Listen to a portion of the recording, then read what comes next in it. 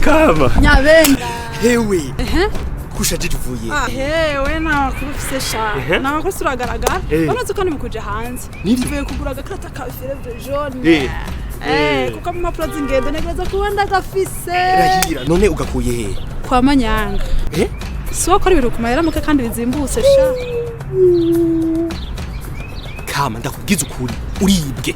No gatanga ibindi wambwira wewe. None gashara ariko bigenza gute ko ntaza handi bakagurira. We nuzi ko ari tangazo ryo gusohoka ritanzwe n'umugwi w'igihugu jeje gucandaga. Yaga tu. Urucanco rwa Fièvre jaune rutangwa iminsi yose y'akazi kuva igihe cy'isaha 1:30 gushika igihe cy'isaha 9:30 mu mugambi w'igihugu ujejwe gucandaga PV. Urumva ugo rucanco ururonswa rimwe mu buzima bwose. Urumva umuntu wese agwiteza iminsi 10 imbere yuko afata urugendo kugira ngo ugo rukingo rube rwamukingiye by'ukuri. Umbize abantu bose rero bararonsa ugo rucanco kiretse abagore bibungenze n'abana batarakwiza amezi 9. Ubwo ntiruzimvye. Urukingo ubuzima bwose. Ni ibihumbi 38 gusa uriha muri obe canke muri berbe. 38 gusa. Mana yacu uriha muri obe canke ukariha muri berbe. Urumva ukacuza muri peve ukerekana igitasi. Urumva hama bakaca baguha ugo rucanco bakaca guha niyo karata. Ikarata nayitakaye. Urumva uriha ibihumbi 3 gusa.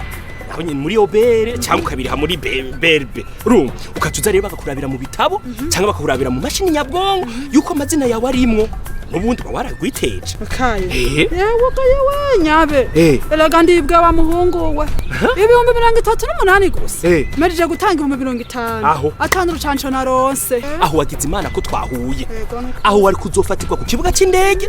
Urumva kuko bajya babijejwe barazi gutandukanya ikarata y'amagendo n'ikarata nyayo. Aho wowe na manyanga mwari gufungwa n'urugendo wari gusiba. Oya.